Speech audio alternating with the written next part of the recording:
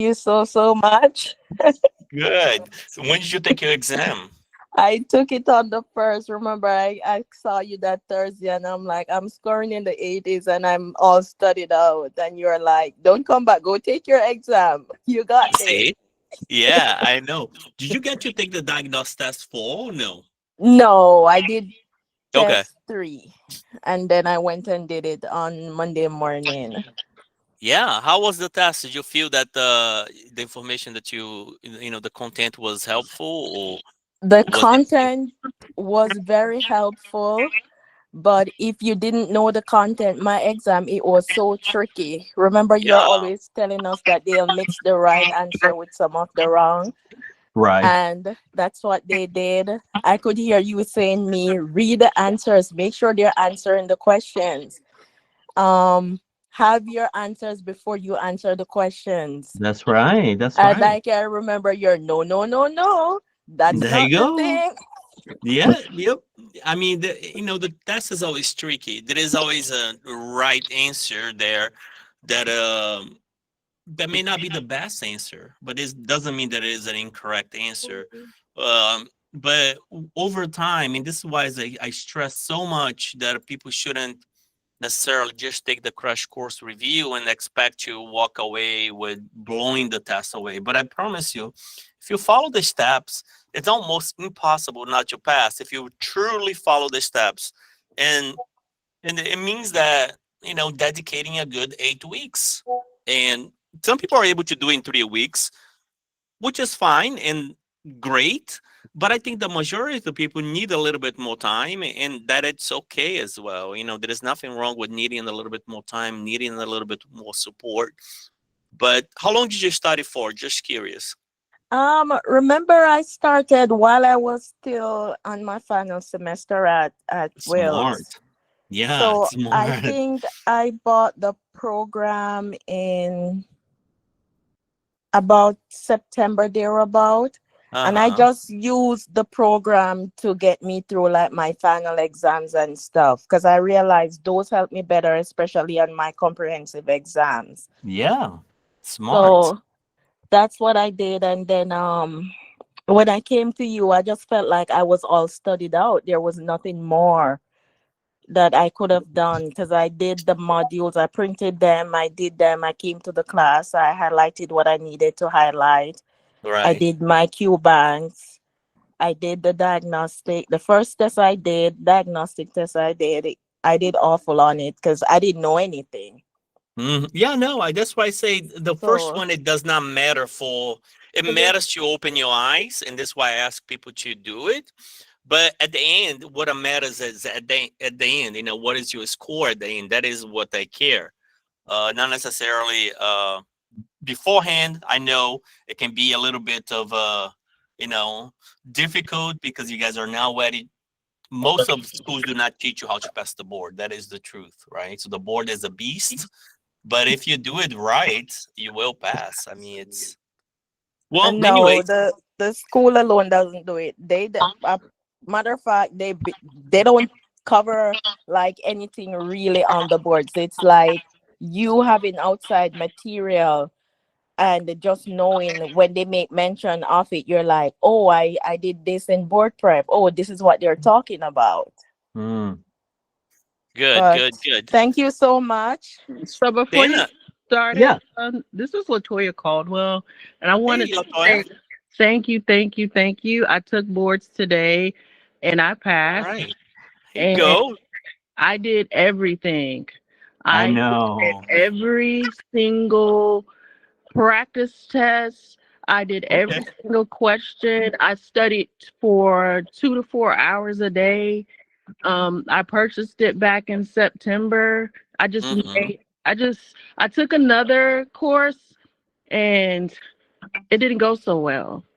Okay. So Um, the first time you took the board, you failed. Is that right? yeah, yes, I failed the board the first time I took it, and I was under another course. And Mm-hmm. it just so happened I had come across your course, and I was very scared to just do it because I was still upset for failing the first time. Right. So, I mean, you talked to me and you were like, I can help you pass. And that's exactly what happened. Yeah. What made you come to the course though? Like, I know there is a lot of mistrust, right? So, I tell people, some people failed like 5 times, and I'm like, I can help you pass, and they're like, well, I'm like, what made you decide to join though? So I saw YouTube. YouTube, you had some Oh, videos on YouTube, and I was like, oh, I want to do it, but I'm so nervous. mm, And I had access to like Fitzgerald, but it was just so much information that didn't make mm, sense. And so I yep. just was comparing it to your YouTube, and I was like, I'm gonna give him a try. Good, good. So are you on, I mean, that's an unfair question, but are you going to only one test, right? So not going to for the AANP, correct? So I am gonna go for the next one, and Mm. guys, soon as I finish the test, I know this has to be the hand of God in all of this. I messaged my job and told them that I passed, and they messaged me back with a contract for a job. So I don't Whoa! know what is happening out there for everyone else, but I can tell you that this Whoa, road that's that I've nice. been on has been nothing but God the entire time. Because I was supposed to Amen. go into geriatrics, and that whole road got demolished, and mental health was where I was told to go. Yeah. Well, thank you so much, Latoya. May God and continue to bless your ways. I know you worked really hard, and as I mentioned, I was working up to 3 in the morning to put out when you told me you're testing like in 2 days, I was like, wow, man, I gotta finish this up because it is a team effort. Yeah. Uh, so you guys have an understanding, like 175 question. It's nearly 200 Microsoft words typed up. That is no small feat. And then from there, I got to send to the team that puts in, and I got to trust that they put it in. I got to verify it. It is an immense amount of work. You guys just take it, and I know it's not just take it because it take you 3.5 hours. But imagine typing up 200 pages of Microsoft Words to complete, because it's not just the question, right? There is the rationale. There is things that comes along to better, make it the most of you for you guys. So it is not from our end, the administrative part, it is a huge task to complete the full task with the full rationales and everything. It is huge. It is a weeks of work. But I know that some of you guys were testing, and I was like, man, I just got to finish. And how was it? Did the task 4 kind of bring things together for you as well? Or I'm gonna tell you this. Test 4, hands down the hardest, hmm, but I'm gonna tell you everything that I saw on test 4 was on the exam.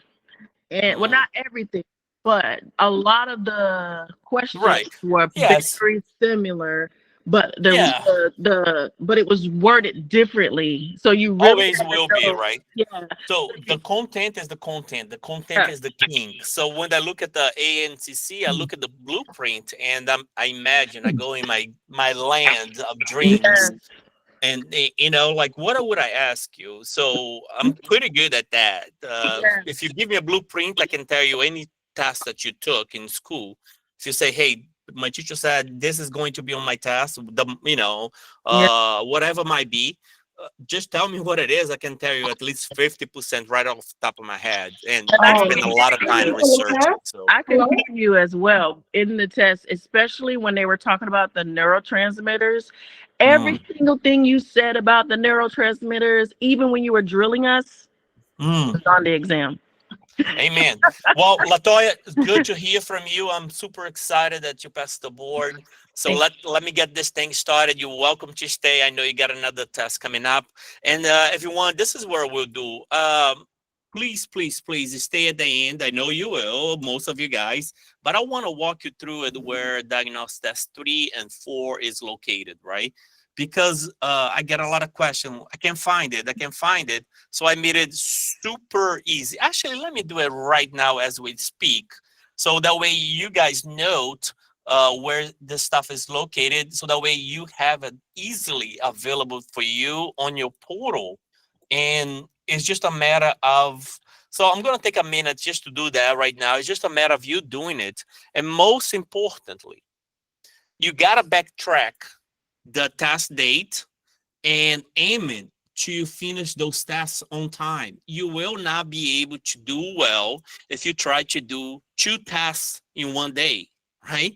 So I would do one test, wait a day, and do the other test, because that way you can fully benefit from resting, digesting the content. And you know what? Research now, I was reading some research articles, and this is really, really cool because this is the core of what I believe. It said after you watch a module or you learn something, you get 30% more of keeping what you learn by just closing your eyes and letting rest the information that you receive. 30% more you'll be remember to of what you learn. Why does it matter? Well, it matters a lot because people go from one thing to another, to another, to another, text message, Facebook, Instagram, and they never stop.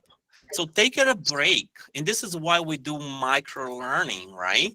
So that way there is time in between lectures, even though the lectures are super small, 5 minutes, 10 minutes, there is time in between lectures so you guys can rest and digest the content rather than going super fast.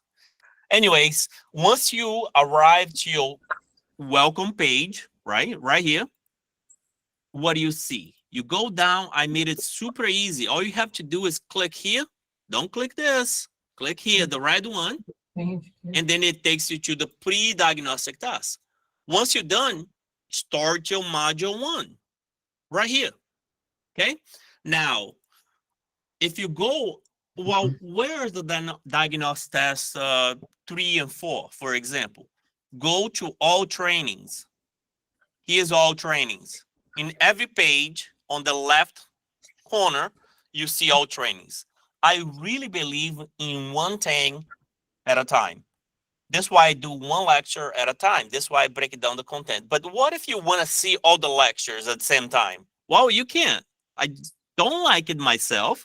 All you do is click all trainings. Once you do that, you come to all the modules, right? All the modules are right here. Module 1, Scientific Foundation. Module 2, Advanced Practice Skills. Module 3, Diagnosis and Treatment, and so forth, right? Look, Module 7, PMHNP Diagnostic Test 1. Module 8, PMHNP Diagnostic Test 2. Module 9, PMHNP Diagnostic Test 3. Module 10, PMHNP Diagnostic Test 4. Right? Okay, so let's see if 4 works. You click on 4, and then you come to the diagnostic test. Click on it, and now you have it. Click here, and then you can take your quiz right here. So actually, let me show you because it changed the screen. Once you click that, it comes to the new page. The new page is right here. And then you can take your test right here. So you don't have to go back to the emails, look for the link. It's right here. So every day I go to sleep and I ask myself, how can I make it easier for you? Every day, every single day, I kind of torment my wife because people, she said, well, I sent the link and somebody said, where's the link? Well, my job is trying to really make it super, super easy for you in all ways possible, right? So it takes a little bit of reading. I'm serious. Like sometimes I send a link for the class and somebody responds in the same email and say, I cannot find the link. And I go, I don't know how else. And then I draw, I point. I said, the link is right here, Now, another thing, the test cannot be stopped, right? It's to simulate a board test. So on the board test, you don't necessarily take a huge break. It's all continuous. If you don't finish on time, you're not going to have your results. Okay. So I know lots of you guys have questions and all that, and I love to answer them as I always do. But right now I have to get going to. Oops. I know all of you guys have, and I would love to answer all of them. But right now we need to get started with today's event. Otherwise, we will not finish until later tonight. So please, please, please save your questions. Please, please, please, uh, kind of uh, Stick around. at the end, and I will answer any questions in psychiatry that you have, or any questions about the program, anything else. Now, before I get started, is anyone else past the board? Because I don't want to hold you here until at the end. No? Okay. All right. So many of you guys will be passing very soon. You will be in the next one. Okay. All right. So make sure that you take diagnostic test 1, 2, 3, and 4 before the board. Do not skip this step. That's probably the most important step. Okay. It is so important that every once in a while I get a results of someone saying, if I didn't pass, every once in a while, not very common, right? I go back and I look if they did the question bank. They didn't do the question bank. I'll go back, see if they watched the videos. They may not have watched all the videos. And most importantly, they skip the diagnostic test. So don't do that. Okay, the program is right there available for you. So let's get started. So today we're starting with a simple topic here, but I just want to go back one more time. I'm sorry. Modules 1, 2, and 3, these are the most powerful, right? So they are the most powerful modules because 107 questions will come from them. So once you finish watching a module, do not go straight into the next one. Review your PDFs. You don't have to watch the videos again, but your PDFs, you should continuously and almost in a daily basis reviewing the information. Pro tip, do not read it. Just grab your PDF. If the topic is lithium, say, what do I remember about lithium? Oh yeah, I remember about this, this, and this. So that way you gain the confidence. You know that you're walking in a test, knowing the content. Don't read it, recall. Okay, so throughout today's event, if I speak about something that you do not understand, just you can unmute yourself and ask the question. But most of the questions, if it's related about the program or where things are located, we'll go ahead and answer to you at the end. Okay, so let's talk about, these are the topics that we'll be covering for Module 3. What is tolerance, ADHD, personality disorder, autism, tons of things, right? Some of them are very short and some of them takes a little bit of time. I find it after Module 4, which is therapies, Module 3 is where people may have some concerns every once in a while. So let's get those concerns out of our heads and explain them so that way you know like the back of your hand. Okay. Okay. So what is tolerance, right? Everyone should know that. It is a pretty easy definition, but what I want to alert you. Tolerance questions often comes with abuse questions. What is abuse? In between. Comes with withdrawal and comes with dependence. So you really need to know those 4 definitions well. Okay, let's start with tolerance. Tolerance is needing more of the same medication to achieve the previous effect, right? So what we see with the SSRIs, someone may be on SSRIs for a while, and now it is not working. Okay, now be careful, be careful, be careful. For the board, if we see someone on a medication and it worked well and now it's not working, what you do is assess for extraneous influence like social economics, or do assessment with what else has happened in your life. Do not assume that this is a drug loss. The patient now has grown with tolerance in regards to the medication. Okay, now real life, we do that too, social cycle assessment. But if everything is matched, everything is well, think of maybe the drug it's no longer doing what it's supposed to do, because the person may have been on 10 milligrams of Lexapro for 2 years. Maybe it's due to an increase. For the board, Patient's on a medication and the medication is no longer working, or it doesn't say the medication is no longer working. It may say now the patient feel more depressed, more anxious. Assess for psychosocial influence. Okay, that is very important. So back to the topic of tolerance, needing more of the same drug or substance to achieve the same effect, right?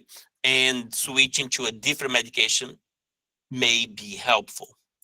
Okay, so remember tolerance.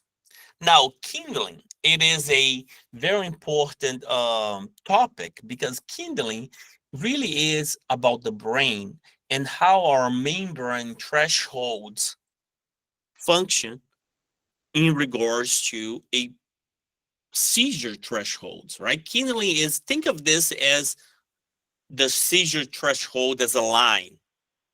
And now, when we think of seizures, right, things that could cause seizures like alcohol withdrawal, for example, right, could cause seizure because it lowers the seizure threshold, right? I used to say that opioid withdrawals is nasty, but alcohol withdrawals can kill a patient.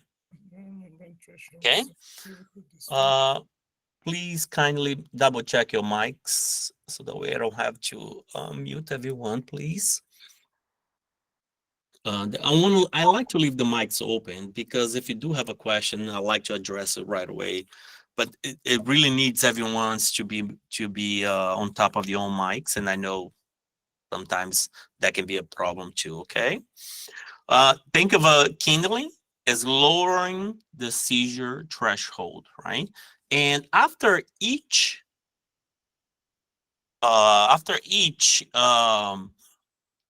seizure, kind of the seizure thresholds kind of gets lower, lower, and lower. If you hear kindling, think of alcohol withdrawals could cause lower seizures threshold. Okay. All right. So addiction. Remember, tolerance, addiction, abuse, dependence. These are four terminology that often comes together in questions related to the subject to substance use. Addiction is defined as chronic relapsing disorder characterized by compulsive seeking, use of a substance despite adverse consequence, right? So what would that be? Let's say that my marriage is going downhill and I don't care. I want to drink, right? So that would be an addiction. How is that different than dependency, right? Dependency, who can define dependence? How is it different than addiction?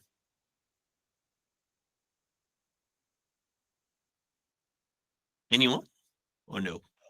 I Yes, think go ahead.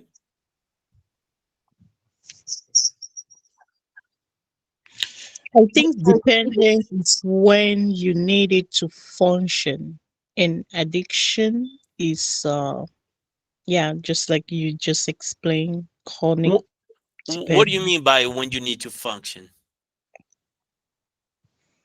Um, like let's say a drug, somebody who uses drugs, opioid, Okay. without it, he can't have like a normal day, I guess. Okay, because yes, absolutely, they depend on on the substance to function. Okay, well, thank you. So I just want to make that take a pause to really clarify those points, because they can be important, right? Not only for the board, but also for real practice. When we take a potency, let's give an example. Haldol, which will be considered high potency, meaning you only need a small dose to achieve the result. Low potency, meaning you need more milligrams to achieve uh, the result. Okay, so remember, Haldol as high potency medication, and chlorpromazine as a low potency medication. How would that how would that play out in in practice? practice? Well, Let's say that you have an agitated patient. Would you give, 5 milligrams IM chlorpromazine, or would you give 1 milligrams Haldol IM, right? So you can see, because 1 milligrams would be quick, easy, and would achieve the desired effect, that would be considered high potency medications, okay? So a patient has been diagnosed with panic disorder and agoraphobia. He is prescribed a Praxil, a 35 milligrams, 37.5 milligrams daily, and clonazepam, 0.5 milligrams daily. So I want to stop here for a second, give you a cue. On the board, you do not need to know the genetic and brand names. They usually, or should, every time comes with both names, okay? So back to this question. The patient has been taking clonazepam for 3 years and currently takes 4 pills to achieve the desired effect comparing when he first started taking the medication. Which of the following processes best describe this patient scenario? Is it A, kindling, B, addiction, C, tolerance, or D, potency? I see everyone here speaking C on the chat, so that is great. Yes, that would be tolerance, because it said, hey,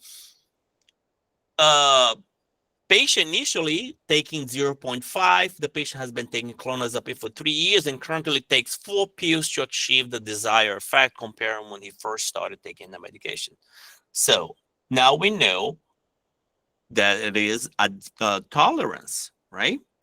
Addiction, needing more of the same substance despite of negative consequence. Kindling, think of the threshold for seizures, and lowering the seizure threshold, right?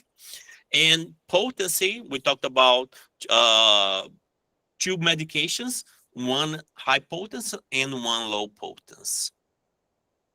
Okay, so that was nice and easy, and that is the first training for diagnosis and treatment. Let me stop the recording here, just for a second. Dr. Lopez, can you Yes. give me an example of dependence? Okay, well, can somebody else give it? Let's have someone else chime in. Anyone want to answer that question? Okay, an example of dependence would be someone taking prescribed opioids for pain may become physically dependent even if they're not misusing the medication. Perfect. Perfect. Absolutely perfect. Anybody else has a different idea of dependence? We're spending a little bit of time here because this is important, because questions are like to come together on those 4 items that we mentioned. Well, dependence is when someone is prescribed a medication. Let's say somebody who has pain for long, and they say take ibuprofen 800 milligram. They start taking it, and the pain is not there, but in their mind they depend on that medication such a way that if that medication is there, they will tell you they cannot function without that medication, and they want it all the time. So they basically, on that medication to live. Okay, so they want the pain because it makes, they want the medication because they feel good on it, not necessarily because of the pain, correct? Yes. Yes. Okay, perfect. Excellent. All right, so great. So, every once in a while, I like to hear what you are thinking, because maybe that's an opportunity to fix anything else that may not be correct. So thank you for chiming in, everyone, and kind of give a little bit extra context on this subject. Can I say something quick? Sure. Go ahead. Dependence. I look at alcohol. A lot of people start drinking, and it's like at the end of the day they have to drink. Yeah. Before they go to bed. I think that would be The number one, in my mind, at least the most dangerous one, just because it's available everywhere, right? In order to get prescription, you need a doctor to prescribe most of the time, right? You need a doctor most of the time. I know there's illegal drugs out there and people get in different ways, but alcohol is available to everyone. And sometimes the culture that we live in, even other countries, or even more so in other countries, alcohol is readily available. And some countries may not even restrict alcohol, right? I do see a lot of people dependence on alcohol, and it can be dangerous, very, very dangerous, right? Okay, so let's go ahead and moving on to the next module here, next training, not module.